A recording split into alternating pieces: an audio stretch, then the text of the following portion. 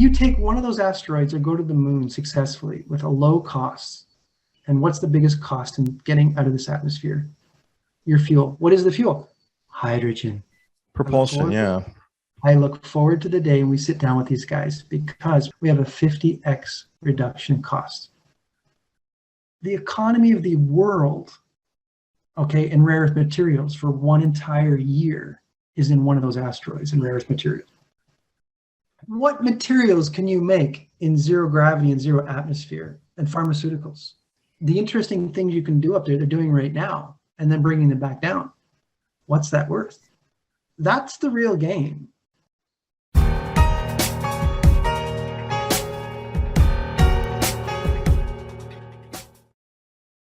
Good afternoon, everyone. Things to look for in 2022, 23 with hydrogen coming out. And that goes with using the Earth's magnetic field or separating gases that are in our atmosphere.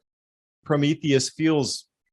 This is where we're going with the conversation tonight. So, Tom, thanks for joining me again. Hey, David. Yeah, thanks for having me back. So between the prices going up, the carbon taxes, and the efficiencies and the cost of our units going down, we've hit this watershed, this tipping point, this supernova. How come nobody saw this coming? You have transitional solutions. You have something that'll go in a car in 2 hours with no modifications that'll drastically reduce the amount of fuel and emissions right now. And they're like, wow. So what's number two? I said, number two is you add electric motors to that, get 80% regen because it's almost a dead short for electrolysis. It stores the hydrogen oxygen under pressure, and then it slowly puts that into the combustion chamber to be able to do that.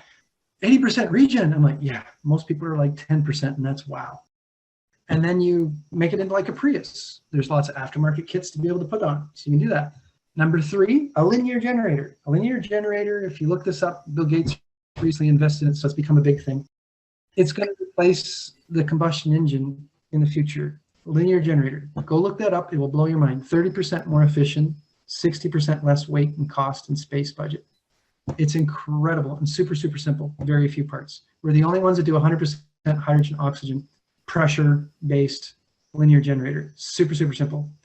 And it just creates electricity. So like those flashlights that you shake that have the wires around it, the coils, and then a magnet in there, and a little capacitor to hold the charge, and you shake it back and forth. It's basically that. It's just we ignite hydrogen and oxygen at both ends, and it moves it back and forth, which breaks the field, which creates AC or DC. And it's super, super simple. So you add that, and now you're going to replace all lithium-ion batteries, all fuel cells, everything, and you've decentralized power. You've decentralized power. 50% of your electricity or your fuel is transport and storage and refining if you're looking at fuels. So the next part is synthetic fuels.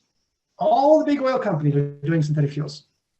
Well, synthetic fuels is taking hydrogen out of the water, carbon out of the air, which is electrolysis for both those processes. So there's 2 times electrolysis. Then you have to recombine it with electricity, electrolysis again. It's electrolysis times 3. We have the most efficient electrolysis system in the world. So what you're going to find is you're going to have synthetic fuels at all the pumps because they'll have a bigger margin, less costs. It's completely carbon neutral because you take carbon out of the air and you're re-emitting it. And that's a really good start. And the linear generators create electricity at 3 cents a kilowatt hour. So to answer your question earlier, something the size of 3 feet by 3 feet cubed, and it's getting smaller as we go, will run a Western society house, like a 3,500 square foot house with everything. You could run an arc welder, you can have a pool, you can have air conditioning, whatever you want. Real simple. Well, that's what I want. That is what I want. And if you have one, I'm going to buy it, test it, have people come by and test it, feature it in the videos, talk about it. What is it? How can we get these devices? Because the time has come. It's past the time. We need them now. Truly need them. Yep. Grid's starting to fracture. We need that stuff. So how do I get my hands on one would be the question. How readily available are you? You're really talking 3 to 6 week lead time on one of these for a home gen set? Or is it they're still under development and it's still prototype model? Because you're pretty confident that putting something on a car is already ready to go at the 100% level. So where do we sit with the home gen sets? The timeline, the roadmap to set expectations. Right now, we have a commercially available product that has 50 million road miles on it. It's commercially ready. So right now, that's our focus. So if you've got a diesel generator and you want to put biofuel in it or reduce the amount of diesel and the emissions, we have a solution for you. So you can have electricity. So that we're doing that right now. The linear generator, that's 6 to 9 months out. That's the next phase. And what we want to do is we actually want to license and sell off the rights or sell it out to the automotive industry, every type of combustion engine, planes, trains, automobiles, boats, whatever it is. And then we just want to go to Africa and be the power company. We just want to take all that money, leverage it, and to boldly go where no infrastructure's gone before, where no banking's gone before. And then, light up 1.5 billion people with this new infrastructure, with net new, with no competitors. And then the rest of the world economically will have to follow because they're economically unviable once you have 1.5 billion people using this stuff. They can't afford to compete in the world market anymore. That's the big picture. So synthetic fuels, 6 to 9 months. We're already making ethanol with our systems already. That's part of electrolysis. So we can actually make ethanol on the go with the hydrogen and oxygen in these systems right now. We've been doing it for quite some time. It just wasn't a thing. Now it's a thing. Then the linear generators. That'll be the big thing. When the linear generators hit the market, electricity at 3 cents a kilowatt hour, and we're talking decentralized. Let me stop you for a second there too. Now, if you're over in Africa, they're going to need a medium of exchange. So some sort of cryptocurrencies now has the mechanism to transmit itself amongst those users in a certain nation or continent. Then, like you say, you're bringing the banking to them as well with the cryptocurrency usage on the same network that is providing the power. That's all in this same closed loop system here. Sounds really interesting. It's like you're moving a new network literally for electrical production, pollution reduction, and banking, and decentralized finance, decentralized power production, all in a single package that can be copy pasted, if I'm getting it right. Oh yeah, the world today is stranger than fiction. There's a rapper called Akon that has dropped his own cryptocurrency, and he uses it for his billing system. He got $1 billion line of credit for solar panels, and he puts it in, and he charges a monthly fee, and they pay in his cryptocurrency. This exists today. Where will it be tomorrow? Because a lot of people, they know the today, they're familiar with the marketing of today. You have to only exist in this system. So a lot of people are locked in. The only thing they can buy or get that makes sense is something from the same system, locking them into the system, versus thinking in a different direction here. From what I understand, there's DARPA, and then there's Halliburton and Lockheed, and then they funded, Stanford and Berkeley. It's the head of the snake, so to speak. The U.S. dollar through OPEC, backed by oil and reserves, an army runs not on its stomach, but on its oil reserves. So that's why it's so important. But if you're replacing that with hydrogen and it becomes decentralized, then there's no need for war. It's a really weird thing. It's the lion's taking its own teeth out. You catch what I mean?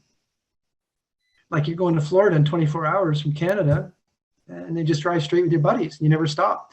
You have to pee in a cup. Well, this time you can use it as fuel. Look at what's happening. The weird part is you cannot buy a Chevy Volt or Chevy Bolt or whatever they call these things. LG says they're going to replace all these batteries. That's impossible. It's not how much is required to even manufacture that. And what about all the e-waste? You know how many things we've thrown away through our lives here that the batteries, even those tiny little devices from phones, are filling up land pits and volcanic calderas and parts of the ocean already. Yeah, what happened to 10, 15 years out, and they would, find the money to dispose of it. It's like they when they did nuclear, they put a big fund together, and then all of a sudden that fund went away, and nobody talked about it anymore of how to be able to properly dispose or reuse or find technologies to reuse the rods and dispose of it, and then to transport it and take it places. It's still sitting right underneath reactors, right next to the water sources as we speak worldwide. What about these pebble bed nuclear reactors where they repurpose the fuel into these small beads that then that don't have the same problems of meltdown possibilities? Well, David, nuclear is nuclear. I don't care how safe you say it is at the end of the day. It unravels your DNA, okay? It ruins your telomeres. That's the bottom line. How is that safe in any shape or form? Unpacking your suitcase or unraveling your scarf out of the summer pack because it's getting cold now is one thing, but unraveling your DNA is quite something different. Yeah, and that's exactly what's happening to people today. All these mutations. What's that study that showed with the rats? They put them all in the cage, And then the males became more female and the females became more male.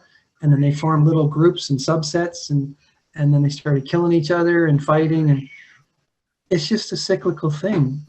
It's just nature. Yeah, that rat experiment was an interesting one. I was that in the that was many, many years ago, late 1950s, early 1960s, re-replicated again and again. You have the overpopulation, the grooming, and the sort of laziness that would creep into the population versus like 10 of them that needed to keep life going. Yeah. Now, I would have lowered the magnetic field in the cage and seen what would have happened at that point.